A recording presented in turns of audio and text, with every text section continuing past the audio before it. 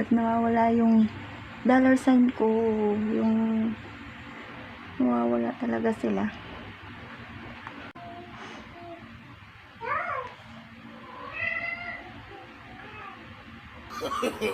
No. Ayun guys, wala talaga.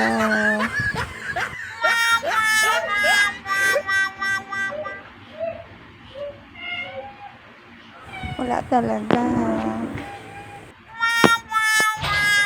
So, ayun guys, huwag mabahala kapag nawala yung dollar sign mo sa YouTube Studio.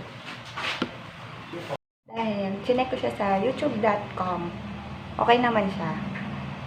Nandun naman yung mga dollar sign.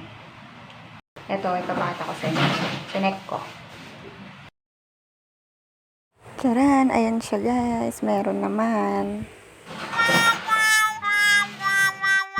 Huwag matakot at kabahan. Kahit ako natakot at kinabahan yung nawala yung mga sign na yan. Guys, huwag mag-overthink at think positive lang, upload lang ng video, be patient, maghintay. Yun. Sikat din tayo at makukuha din natin yung pin natin. At maghintay lang at huwag mawalan ng pag-asa. Ayun guys, kung bakit nawala yung mga dollar sign sa YouTube Studio mo, ang mga rason ay nag-update si YT. Nag-update siya.